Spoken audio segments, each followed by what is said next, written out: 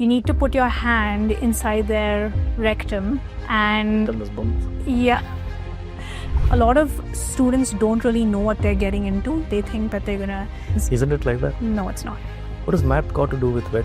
Drug calculations. No, but for students who have no clue about all this, how will they pass this? I am someone who procrastinates and I do everything last minute. Have you cut open any animals?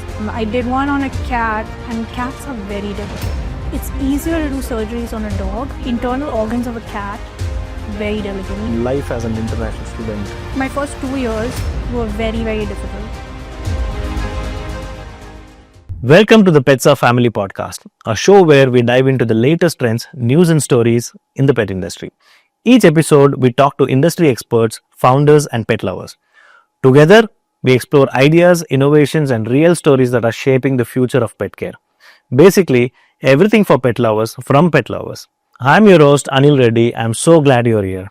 So, grab a coffee, get comfy, and let's jump into today's episode. Hello everyone and welcome to another episode of Pets Are Family. Today's episode is a little different and honestly, I have been really looking forward to. We're not chatting with the founder, a pet brand owner or someone running business in the pet space. Instead, we are speaking to someone who represents the future of pet care, a young, passionate voice from the veterinary world. Joining us today is Ashni Topiwala, a 24-year-old international student currently in her 4th year of veterinary medicine at the University of Queensland in Australia.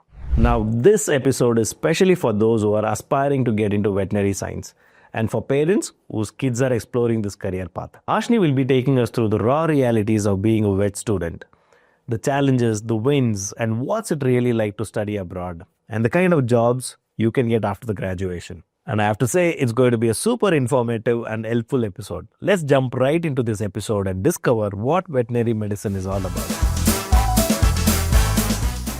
Welcome, Ashni, and introduce yourself in less than a minute. Less than a minute. Hi, I'm Ashni. I'm a veterinary medicine student. I'm studying in Australia, in Brisbane, at the University of Queensland. Some of my hobbies include rollerblading, recently ice skating. I enjoy sketching, Bollywood dance, hanging out with animals. So doctors do all this stuff? When we get free time, which is not much. So yeah. But recently I've gotten into ice skating. What about motorbike? Yeah, that also. But I have to get my motorcycle license. So Can't believe that veterinary doctors do all this stuff. The doctors that we have seen here in India is like so different. You've got a mixed review on what doctors can be like, because some doctors can be a bit on the wild side, while others can be a bit more just like veterinary medicine. I try to keep a good balance between vet school and other hobbies, because if I only focus on vet school, then I think I would go a little insane. So I try to keep a good balance and indulge in other hobbies as well. Is it because you're studying in Australia, or you think you would indulge yourself with all these hobbies if you're studying in India? I think naturally I'm a pretty creative person. I enjoy various different activities. But in Australia, I found myself, because I was very homesick, so I was like always staying at home, not doing much, very sad, missing India, missing home-cooked food. Okay. So then, biryani. Yeah, biryani. So I started kind of living like a hermit crab, especially my first 2 years of uni. And then after a point, I decided, okay, I need to get out and do something. So I got a dog in Australia. He gets me out. Started ice skating. Got into like sketching. I used to sketch when I was in high school, but then I stopped in the middle. But now I've gotten back into it. So yeah. How come you built a career in the veterinary space, not in art and sketching? Because you mentioned sketch so many times. Since I was young, I've always been like, I grew up watching Animal Planet, Discovery Channel, all those things. And I've always like grown up being very interested in animals. I used to take care of a lot of stray cats in my apartment. I've always been very, very interested in animals, animal behavior. I've grown up with a lot of pets, birds, fish, hamster, rabbit, dogs, like everything you can think of, lizards. I've kept everything. Yeah. So I've always grown up around animals. And then I got into high school and I wasn't very good academically. Like my studies, I was terrible at studies. And I was very distracted. I want to go out, have fun, hang out with friends. So I wasn't really interested in school and homework and studying and things like that. So then I thought that, okay, I'm not getting good marks. And to get into veterinary medicine, you need really good marks and you need to be good at science and math. So I was like, okay, let me try getting to art because I'm good at sketching. I enjoy interior designing, fashion designing. So I was like, okay, let me go into that space. But then I realized that it's kind of just a hobby which I enjoy doing once in a while. Veterinary medicine, I can see myself doing it every single day for the rest of my life. Awesome. So I was like, okay, that's something that I really want to try pursuing. So then I took a gap 6 months after high school where I did a few veterinary internships and things like that. And that's when I really realized that that's what I want to do. That's my passion. And then I started working on how to get into vet school. So how did you convince your parents? It's not a career that every kid would, or like every parent would agree upon, right?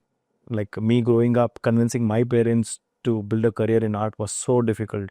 It took me years and my mom kicked me out of the house. And just because I chose art as a career, how did you convince your parents? I've just got very cool parents. They're very chilled out. They've always encouraged me in my passions.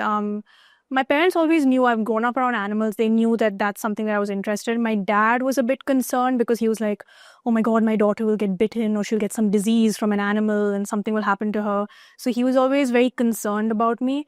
But they've always pushed me towards my passion, even when I kind of diverted and decided maybe I want to go into the arts. I'm not really good at studying. They were always like, okay, maybe try working in the industry, maybe just do an internship. They always tried to push me towards that because they knew that that's what I really wanted to do and that's what would fulfill me. So they are very like cool, chilled out parents. They just want me to be happy and do. You're so blessed, man. I know. So you interned first before you could decide on what you wanted to study? Yeah, I knew that I wanted to go somewhere in the veterinary field. So I started interning at a veterinary hospital called Cessna Lifeline. And I was there for 6 months. Wow. And over there, I really enjoyed it. I mean, watching surgeries and just even how veterinarians interact with clients when they're emotional, how to deal with those situations, how to deal with difficult pets, anxious pets, or overexcited pets. It was just dealing with different cases and that very high adrenaline environment. I noticed that I like thrived off of it and I was very, very switched on like all the time and I was having so much fun there. So then I realized like, okay, I want to work in the medical field. Oh, nice. But because I didn't do well academically in high school, I didn't have the prerequisite subjects to get into veterinary medicine school. So I decided that I'll get into a bachelor's of veterinary technology, which is it's like it's a 3-year program and you graduate and you become a veterinary technician, which is like a vet nurse. So you're like how we have human nurses, that way nurses for veterinary medicine. And I did 1 year of that program, and during that 1 year, I completed my prerequisites like chemistry. This is in Australia, right? Yeah. Okay. In University of Queensland. I did 1 year of that and really put in a lot of effort because this time I was like, okay, no more having fun, Ashni. You need to focus for this 1 year, get everything together and get into vet school. I was like very determined. I'd never been so focused on academics in my life until that 1 year. And then I scored a high GPA, completed the prerequisite subjects. I also had a lot of experience because of the 6 months that I worked in clinics. Did that help you? Yeah, it did. It still to this day helps me because I'm in my 4th year of veterinary medicine and there's a lot of, we learn a lot of theory. And your 5th year is the main year when you're going on clinical rotations, and I haven't gotten to that point yet. But I've noticed in a lot of the exams in 4th year, sometimes I use my experience and knowledge that I learned from my internships in Cessna. I don't know, it just, because I had that practical experience, it sticks in your head more. And I find myself using that in exams and I do well. So do you recommend young students out there to intern first before they choose what they want to study in the vet space? Yeah, I would say veterinary medicine is not, a lot of students don't really know what they're getting into. They think that they're gonna hang out with animals and it's gonna be so much fun, and they're gonna cuddle cute animals, and it's gonna be, and you don't have to deal with humans. Isn't it like that? No, it's not. You have to deal with humans. You have to learn how to emotionally regulate yourself and understand a client's perspective. Owners look at their pets as their babies. They can come in emotional, they can come in angry, and you have to deal with that. You can't just be like, okay, I'm gonna take care of the pet and tell the owner to get lost. Like, that's just not gonna work. So you need to be good with people. You need to be good at dealing with those emotions. Your communication skills have to be really good, which is something that they do teach you in vet school. Your teamwork skills have to be really good because you really have to work with a lot of other veterinarians, veterinary technicians, the receptionist, everything. Especially during surgery, your teamwork skills have to be excellent. So these are a lot of things that they teach you in vet school. But a lot of students go into it thinking that it's just fun, you're going to what cuddle even I fluffy. No, it's not. I thought I should do a crash course to understand pet. No, it's there's a lot of blood and surgery and organs and a lot of skin problems that dogs come in with, which sometimes you look at it and you'll be like, this just looks terrible. And owners that will come in that are so emotional. Sometimes you'll have to euthanize a dog or a cat, and the owners are emotional, and you have to figure out how to deal with that and also make sure that the pet is okay. Sometimes what the owner decides for the pet and what you think is right for the pet are so different and conflicting, and you have to figure out a way to balance your emotions and also make sure that the owner is happy and the pet is taken care of. So it's a lot of factors involved. So you do have to deal with people. It's not just animals. So they teach all this stuff. Yeah. In the course? Yeah. Wow. We get a lot of lessons on professionalism, teamwork, communication, how to handle emotional owners, how to make sure that you still prioritize the pet's care and also consider the owner's opinion and what they want for their pet. So a lot of things. And also take care of your own emotional health. So when you don't get burnt out or compassion fatigue or, things like that. I'll come back to that later. Tell me about your internship. 6 months of interning at one of the best hospitals, Cessna. How was it? How was the experience? What does the internship look like? Like, what do they get you to do? So initially, they just let you shadow a veterinarian and a veterinary nurse. You just observe, you see different cases, you learn about just how to handle difficult dogs or dogs that are anxious, how to make them comfortable. And then slowly, as the team gets comfortable with you, you get more confident. You know where things are, where medication is, where everything is. They supervise it, but you're allowed to drop vaccinations in a syringe and things like that. And get all the drips and everything, IV fluids organized. Just take basic vitals like temperature. So slowly you keep leveling up as the team gets more comfortable with you, and you also get familiar with the place. But yeah, I think the most interesting thing was just the different cases that came in, and some of them you could save. You would see the vets saving them, and I think that was like amazing. And sometimes it would be really, really tragic, and you would see how the vets would deal with those situations and how they would communicate it to the owner. And you would see the owner, break down in front of you and things like that. And you would have to really keep yourself composed and, be there for them emotionally. So just seeing all of that I knew this is where I wanted to be. Super. Yeah. So after internship, you started preparing to go to Australia to study further. Tell me your experience preparing.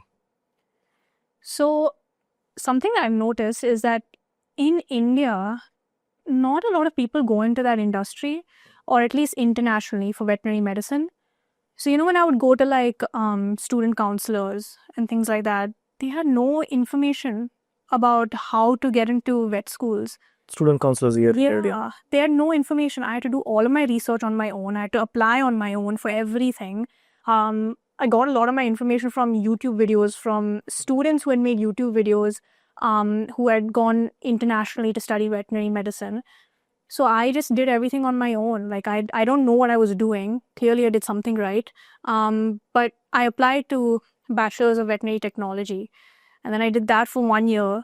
And during that 1 year, I was applying to vet schools, and I had to do the whole application process on my own, because over here they don't know. Well, why Australia? Why not US or UK? Because US and Canada, it's an 8-year process. I don't want, years. yeah. So it's 4 years undergrad and then 4 years of veterinary medicine. I can't be studying that long. So I was like, no, I can't do that. And then UK, they want someone straight out of high school. So I did a year of Bachelor's of Veterinary Technology. They don't take a transfer student. Okay. So they only take if you're directly out of high school, or if you've completed an entire degree and completed the prerequisites and then you apply. So I was like, New Zealand, Ireland and Australia were my options. And I was already very familiar and comfortable with Australia because I'd done 1 year of Bachelor's of Veterinary Technology there.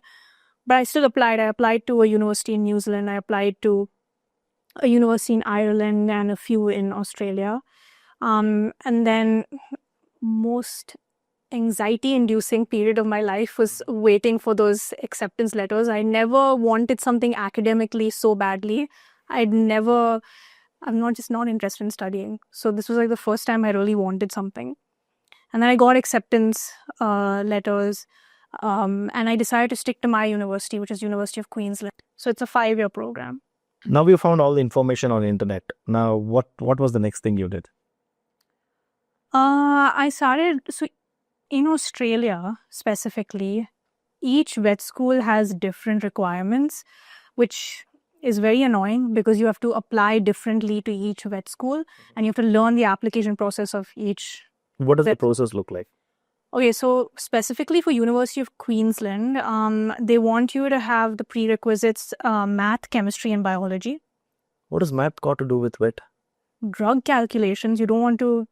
There's a lot of math with medicine. That's why my mom said study math. I'm quite bad at math, so I'm going to roam around with a calculator. Even when I'm a doctor, I'm going to. Is there a vet calculator or a simple calculator? Any calculator? No, just any calculator. I'll keep in my. Sorry for all the stupid questions, but I'll just keep a calculator just to confirm my calculations are right. But yeah, there's a lot of drug calculations, and even when you give IV fluids and everything, you need to calculate how much you're giving as per the body weight of the dog. So math is a big part. wow. But yeah, you need math as a prerequisite subject, chemistry and biology. Physics you don't need. And if you're an international student, you need to do English requirements. So like the IELTS, that's what I did. And for University of Queensland, there's something called the Casper test, which is a situational judgment test, which they make medicine students do. Wow. So basically, what they're trying to assess is that if you're fit to make difficult and ethical situations, when you're put in a situation with people and you don't really know what's morally correct or what you should do, they're trying to assess if you have the mental power to kind of deal with those situations, because in medicine you're put in a lot of those difficult situations. So basically that test, it's online, but they record you, so you can't like cheat or anything like that. No, but for students who have no clue about all this, how will they pass this? No, so it's not medical situations that they give you. So it'll just be morally gray situations. Like I remember one of the questions I had, which was you're doing a group project in university, and one of your teammates keeps missing the group meetings. She keeps making excuses. I'm sick. Someone passed away, something or the other. She keeps making excuses. So you and the other teammate do the entire project, and you submit it, but you put her name because she's part of your group. So she's going to get the marks as well, right? And credit for it. So what would you do in that situation? What is the moral or ethical thing to do in that situation? And you get a time limit on each question. So you have I think you have 3 or 4 situations, and on each situation you have 5 minutes. And you have to type out what you think is the right thing to do in that situation. So it's not medical, but they're just putting you in morally gray situations, and they want to see what your judgment is like in those situations and if you can make good judgment. So I had to do that test. And thank God when you're typing, so sometimes when you're typing, you make spelling mistakes, right? Because you're typing so fast. They don't count spelling mistakes. Yeah. So I can type fast in 5 minutes and they don't count that. But yeah, that was a test that we had to do. And obviously, if you're having experience and you put that into your application, then that helps also. So for University of Queensland, that was the application process when I was applying. Other universities, some of them have an interview. Some of them, which is usually very casual, at least the ones that I had done were very casual. Some of them want to see what other interests and hobbies you have outside of vet school. So they had like a questionnaire that you had to fill out. But mostly it's, I would say, experience, math, chemistry, and biology, good grades in that, and your English requirements. And how long did it take for you to prepare for these exams or tests or whatever? The CASPER test, the situational judgment test. Look, I am someone who procrastinates and I do everything last minute. So I would say maybe like a week or 2 weeks before, I watched maybe like 50 or 60 different morally gray situations that they're asked in past questions. And I did all of those questions. So these information are available online? Yeah. Okay, the kind of questions they might ask. Yeah, so University of Queensland, I think, is the only university in Australia that does the situational judgment test for veterinary medicine. But it's very common in human medicine, and it's very common in some veterinary schools in the US and Canada. So you convinced your parents, you passed the test, now we got into the University of Queensland. And what about the cost, accommodation? How was your first day at the university? So cost is, for international students, it's crazy expensive compared to what domestic students Do you know the numbers? Yeah, so at least for University of Queensland right now, it's around $70,000 to $75,000 per year, Australian dollars per year. And accommodation would probably be, let's say, $20,000 to $22,000 per year. For a studio apartment? No, on-campus accommodation. On campus. Studio will be a bit more expensive. Yeah. So I'm thinking of my first year on campus. That includes food and all that? Yeah. Okay. That includes food. And then obviously within vet school, you do have some expenses. You need to buy overalls. You need to buy gumboots, stethoscope, scrubs, a suturing kit to practice suturing. So these are all ongoing expenses, right? Correct. But in the beginning, there are a few, you have to get overalls, lab coat, gumboots, scrubs. Lab coat? Yeah. What is that? A laboratory coat, how... A lab coat, okay. Yeah. So that, stethoscope, and you have to get a name badge, just basic things initially you need to spend, which they don't tell you about. So I'm telling you. But yeah, it's expensive. What are we talking about all this? Another $10,000? No, not that much. Not that much. 5,000. I'm just maybe calculating in my mind. Maybe $2,000 to $3,000. $2,000 to $3,000. Yeah. $2,000 to $3,000. And then you have to do placements, which involves transportation and accommodation wherever you do placements, and that's you have to pay out of your pocket. So that also. That's around? That I don't know.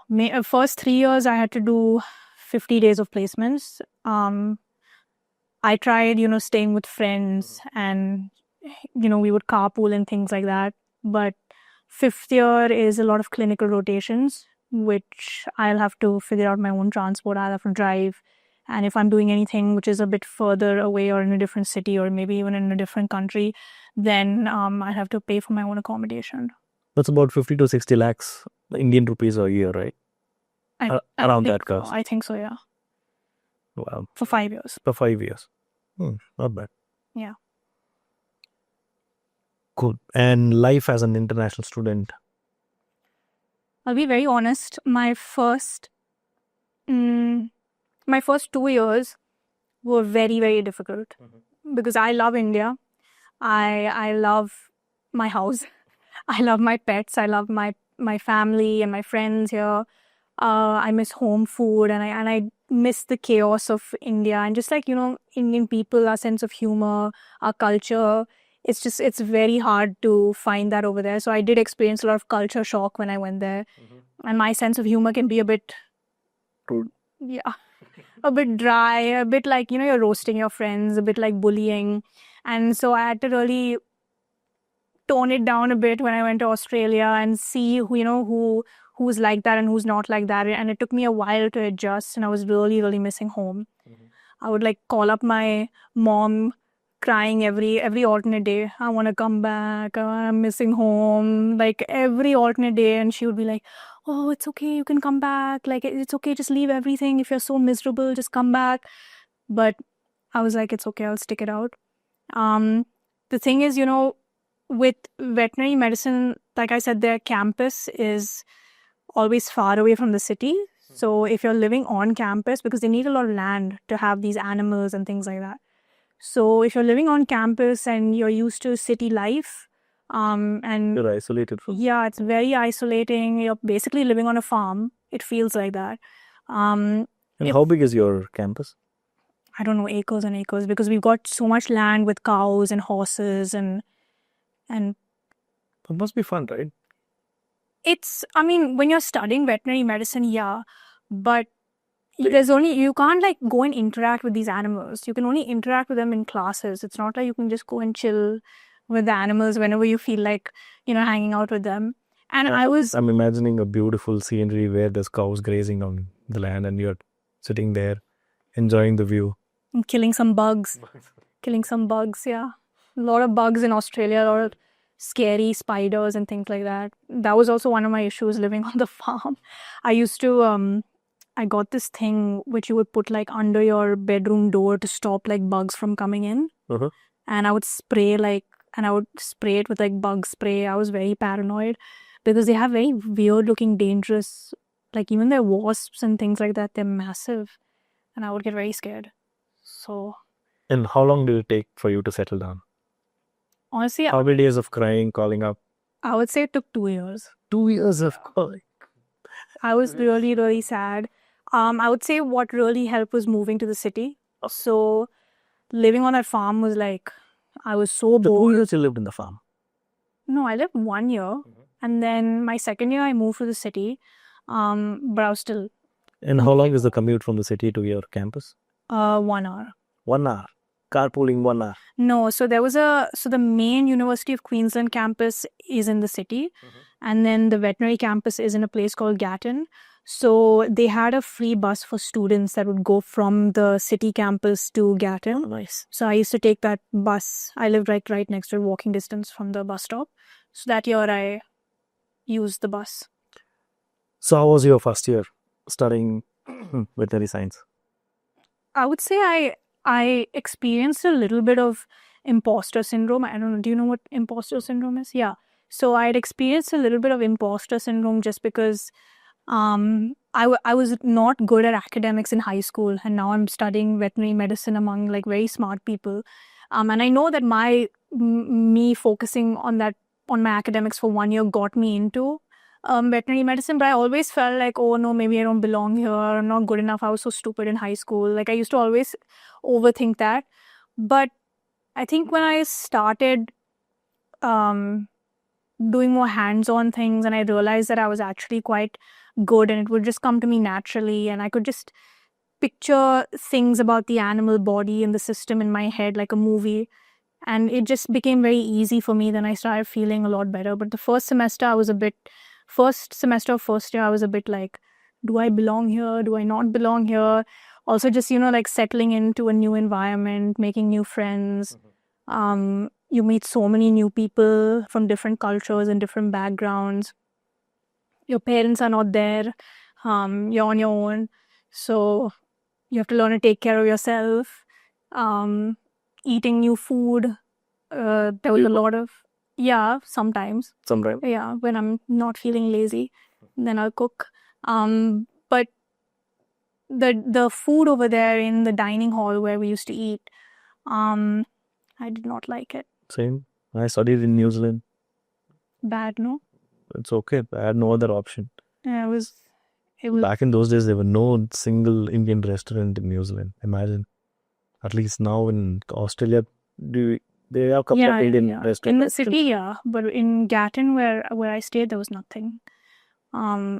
So the food was like, I remember once I was in line and I saw this beans and this salad thing, and I love beans.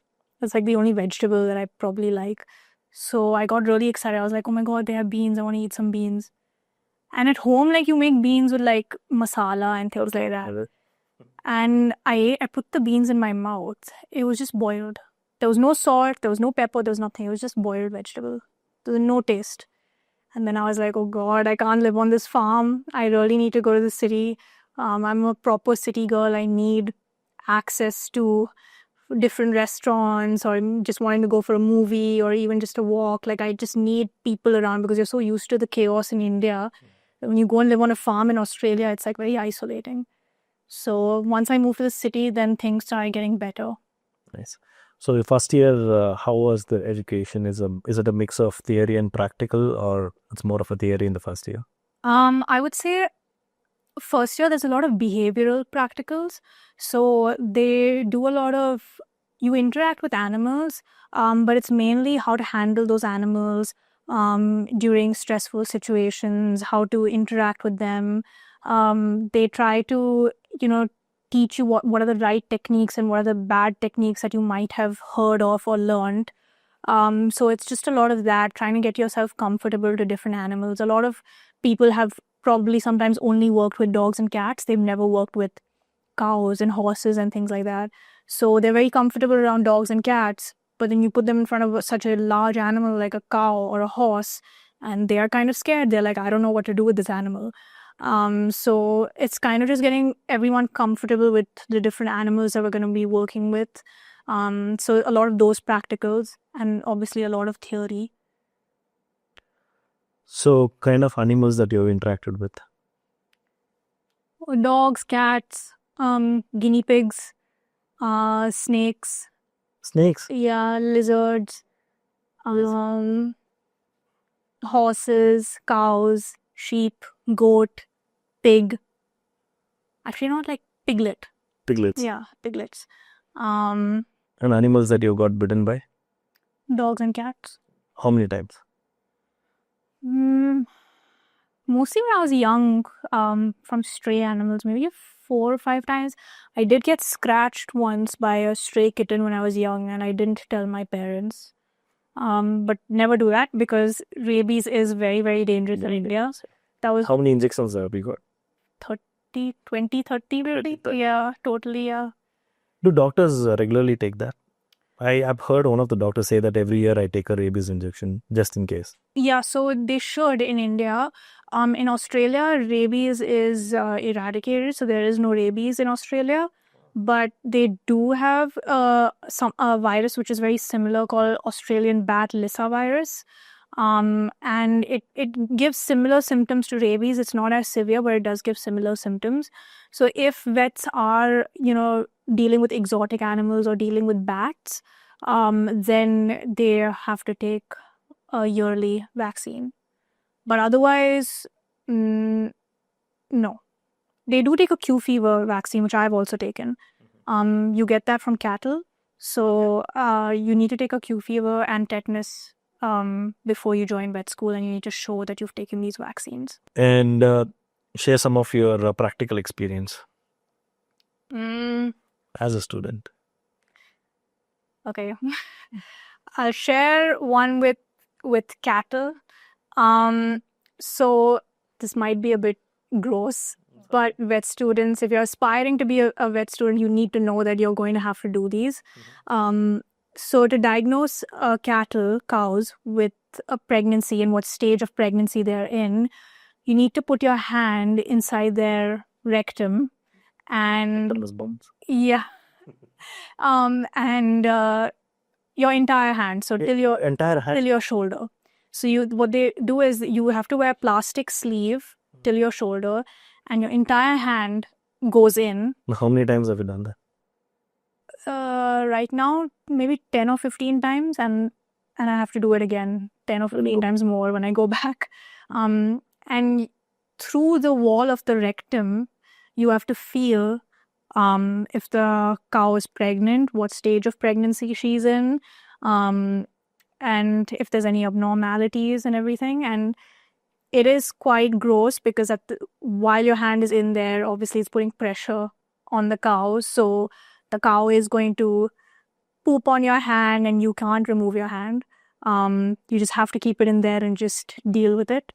So yeah, I've done that for 10 to 15 cows, and I'm going to do more of that when I go back. Thank God we're in the creative domain, designers.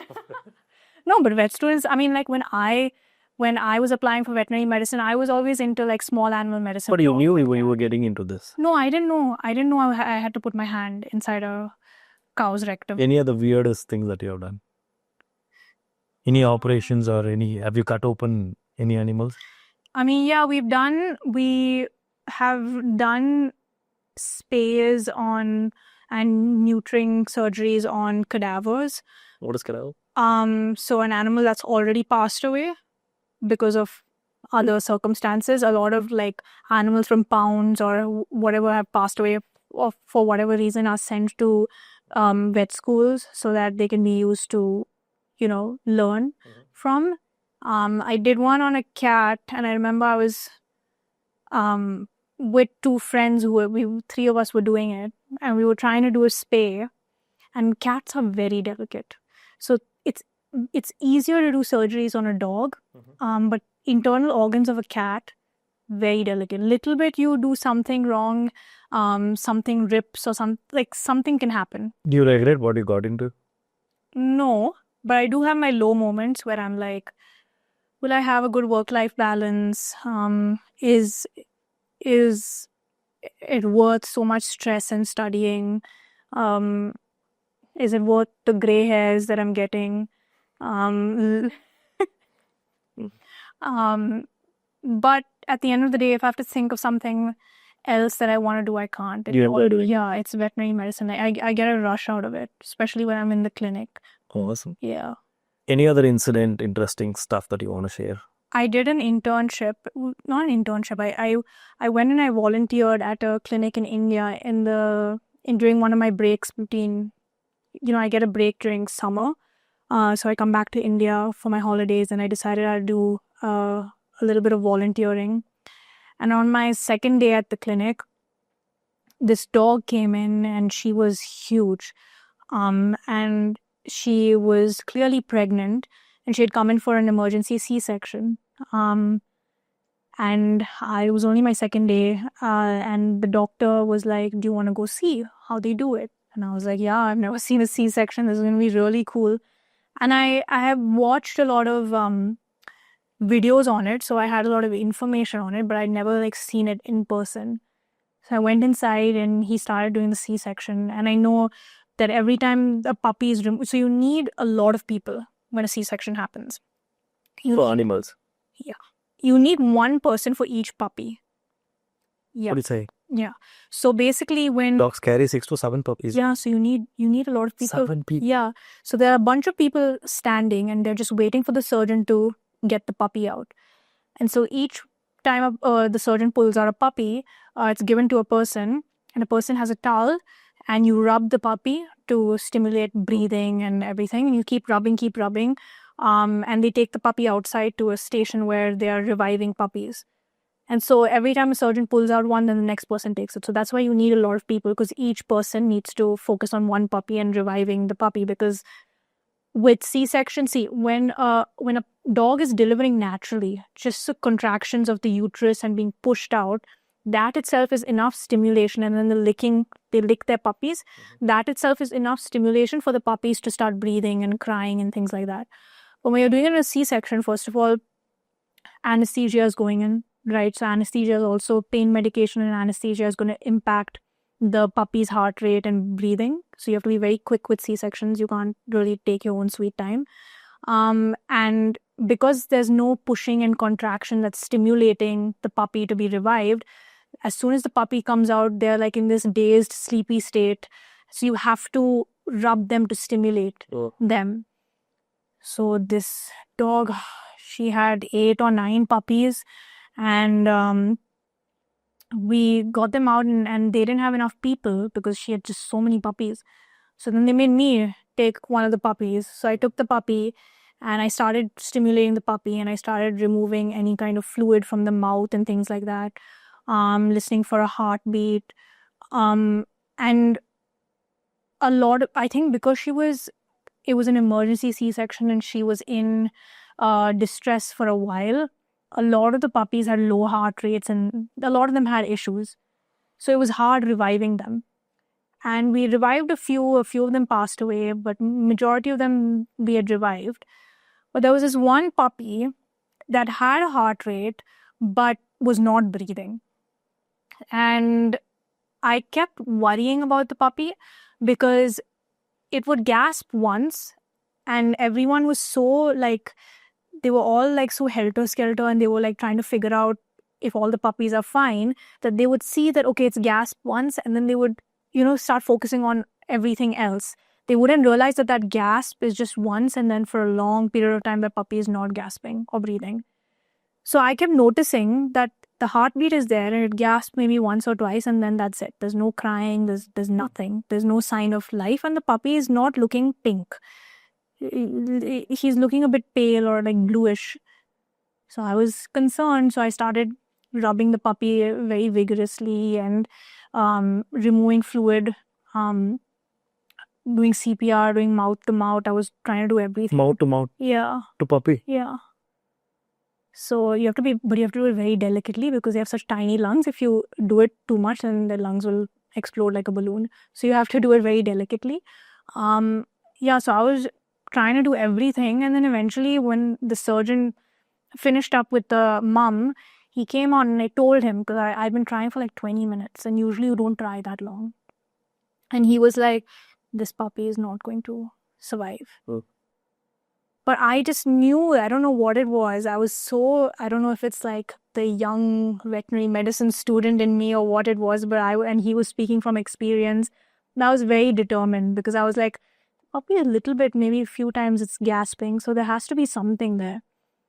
So I kept trying. And then I realized that when I would tickle the ears of the puppy or like tickle the belly with my nails, the puppy would start crying. So it was getting stimulated. Or it was maybe more sensitive around those areas. I don't know. But just rubbing was not enough. I had to like tickle the puppy throughout the body. Start crying and start breathing a little bit. Very shallow breathing, but breathing. So I quickly ran and I called the surgeon, and he was like, okay, put the puppy on oxygen. So we put a little oxygen mask on the puppy, and slowly the puppy started becoming pink. And this was like almost 30 to 40 minutes of trying to revive this puppy after it was born. And then we took the puppy to the mother, and we tried to latch the puppy to make sure that, he can suckle on some milk. And there was a suckling reflex. Like if you put your finger, they'll suckle on your finger. So you know that they have a suckling reflex. And the puppy was suckling, and I was like over the moon because I finished my shift at like 8 p.m. or something, but I'd stayed there till 10 p.m. with this puppy because I was like, this puppy has to survive. Like it's the underdog. It has to survive. And this sounds like a movie scene. Yeah, it felt like a movie scene because 40 minutes of sitting and reviving a puppy, you're really trying. I used a hairdryer also to warm up the puppy. So I was putting a hairdryer on the puppy to stimulate it and warm up the puppy.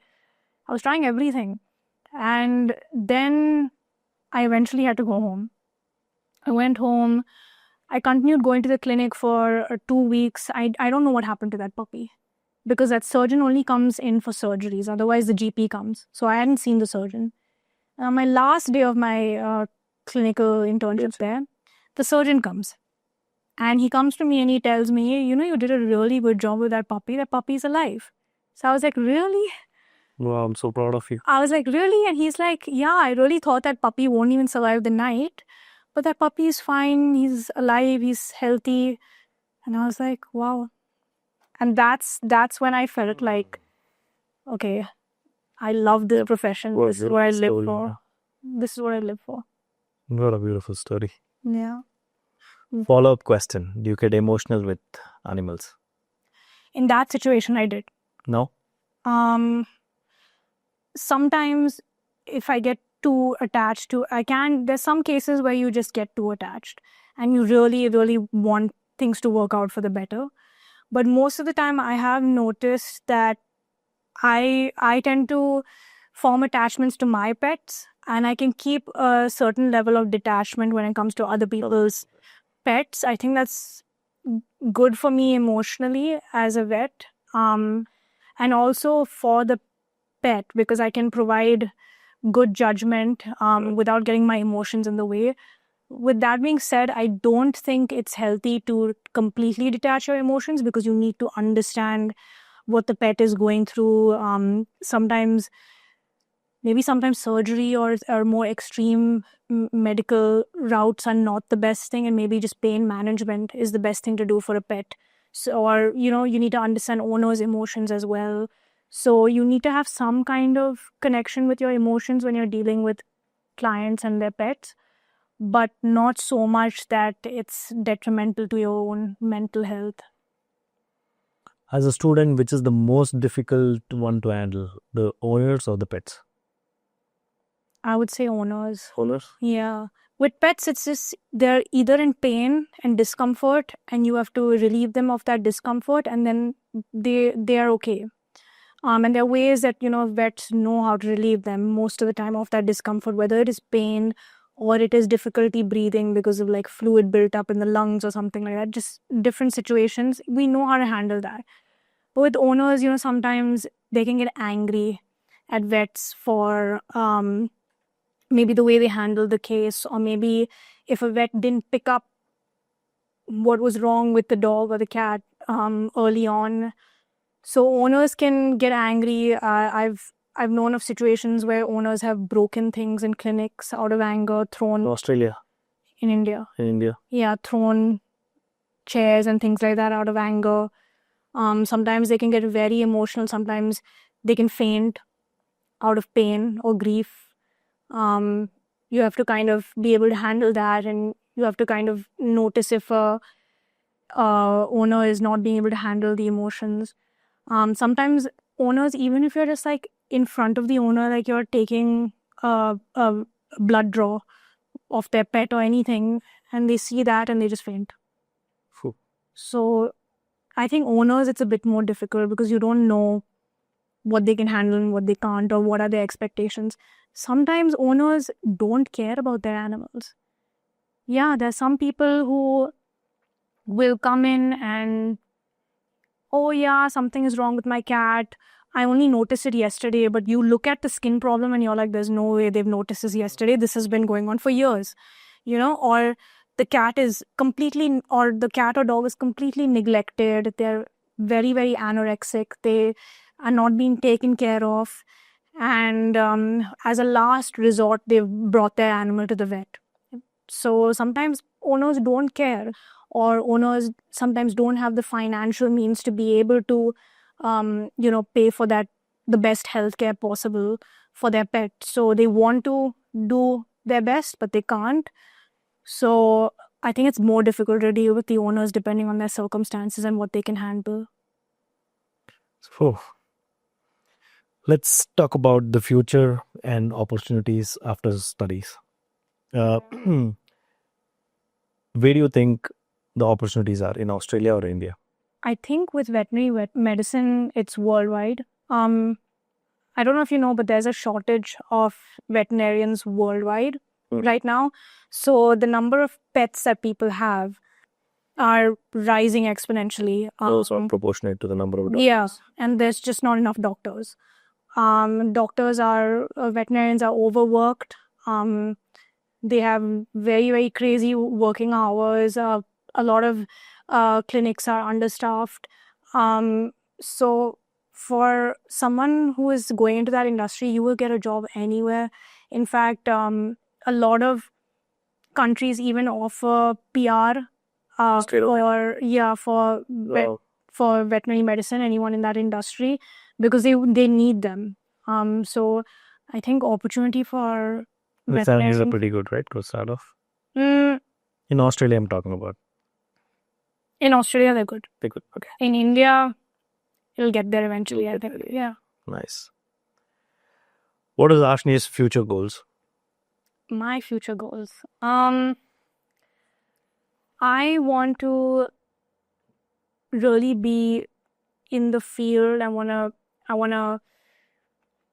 mostly go into emergency medicine. Although further studies again? No, it's a department of veterinary medicine which I would want to work in. So like the emergency department. I am also very interested in cardiology, so I might want to further study that. But as of now, when I graduate, I just want to work a lot, get a lot of experience in different surgeries, see what I'm interested in. I am interested in cardiology and endocrinology. Those are like my two favorite parts of veterinary medicine. I might come back to India or I might stay in Australia, but I think initially when I graduate, for the first few years, I want to be in Australia. Okay. I don't know if I really like it there, I might just stay there, or I might come back. Tell me about the part-time jobs that you did in Australia. You mentioned about Mad Paws as a dog sitter, right? Or dog walker. Yeah. So there are two. There's Mad Paws and there's Pawshake, which are apps in Australia where you can find pet sitters, pet walkers, anything pet related. So I was a pet sitter on Mad Paws, and I would pet sit for many different people. Does it cover your daily expenses? Pet sitting? No. Unless you have like someone lined up like all the time, but it's very difficult. You did that for experience? No, I just thought, honestly, I really wanted a dog in Australia and I was getting a bit lonely. So I was like, okay, I'll pet sit. I'll hang out with someone else's dog. So I used to go and I used to pet sit and I used to chill with other people's dogs and I had so much fun. Then I started working at a doggy daycare. Over there, doggy daycares are very popular because, people work and they don't have like house help. And are you allowed to work with the kind of a visa they give? Only certain hours, right? Yeah, certain hours per week. So yeah, I worked at a doggy daycare. That was purely just to hang out with dogs. It was like therapy for me. Like I would go hang out with them, cuddle them, play with them. They also wanted someone to entertain them and I would entertain them and I would come back and I was getting paid for it. So. Oh, nice. And how many hours a week? I went like 2 or 3 times a week and each time I went maybe 5 hours. Yeah. Oh, not bad. Is it easy to find jobs like that in Australia? Yeah, I think it is. It is. Yeah. A lot of my friends. You got it because you were studying that or? No, so actually we have to do placements. So one of my placements was at this doggy daycare. So it was part of my veterinary program. And then I got along with the owner of the doggy daycare and I enjoyed hanging out there. So she offered me a job after that and I would go and hang out with the dogs. Fantastic. Your message to young people who are aspiring to take up veterinary science? I would say it's a great field. It's very fulfilling. Every career has its positives and negatives. I would say with veterinary medicine, you really need to be passionate about it and you really need to put in a lot of hard work. But if you're ready to do that, then it's really rewarding. You get to see some amazing situations. You get to watch life come into this world and nothing compares to that feeling. Obviously, there will be sad moments, but I would say it's a very fulfilling career. I would say if you're unsure, work in that field, get some experience, volunteer, see how you are with animals, research, and go on YouTube. There are a lot of people on YouTube who... You have a YouTube channel? Yeah, I do have I do have a YouTube channel. I haven't posted on it for like a year because I've gotten very People want busy. to follow you, or if they have any questions, what Yeah. way to get They in can touch with? they can reach out to me on Instagram. Instagram? It's an open account? Sorry? Is it an open account? On Yeah, Instagram? it's an open account. Okay. Or they can comment on my YouTube videos. I reply to those. We'll mention that in the comment, and Yeah. yeah. Yeah, but I haven't posted in a year, but post. I'll get back to it when I have more time. Awesome. One personal question. Have you had any moment where you wanted to give up because you were all alone in Australia, and someone like you was so used to having people around? Now you're dealing with not just animals but also the owners. Have you had any moment where you came back to your room and that's it? You don't want to do this anymore? Yeah, I mean, I think that's a part of vet school. You go through ups and downs where a few weeks you're like, "Ugh, this is the best thing ever, and I love it so much, and I can do this my whole life." And then few weeks you're like, "Oh my God, I'm so stupid. I didn't understand this concept. I didn't understand that. Am I even qualified to be a veterinarian? What if I injure an animal? What if I'm not knowledgeable enough? What if I do something wrong? This is too hard.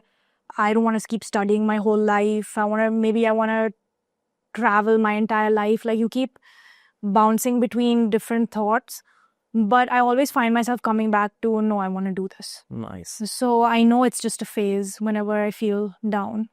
You look Well- really fit for a doctor. Well, I'm not. That's just an illusion. I would say I live a pretty unhealthy lifestyle until I got my dog. So I got a dog in Australia.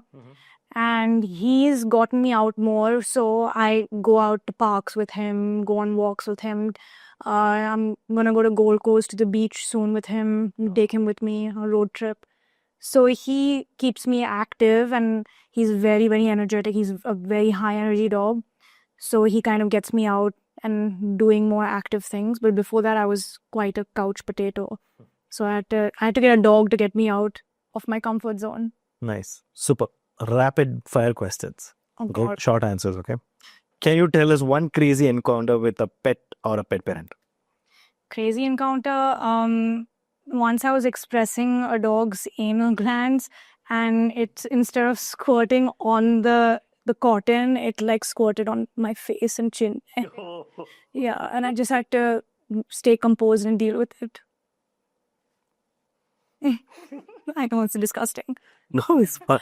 That's the profession. What's your favorite pet movie or a show?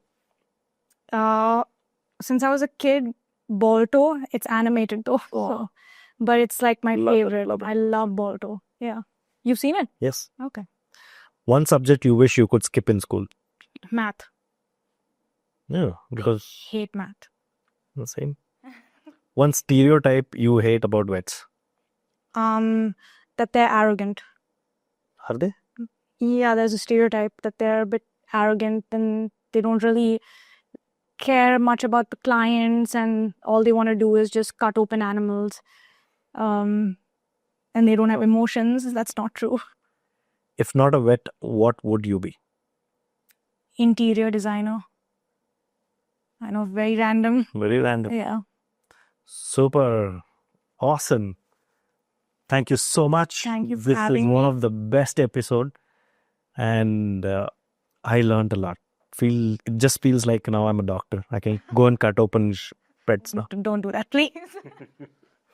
Thank you for having me. Thank you. If you like this episode, don't forget to support us, share it with your friends, and if you know someone else doing amazing work in the pet space, recommend them to us. We'd love to bring their story to you. Until next time, stay happy and keep loving your pets.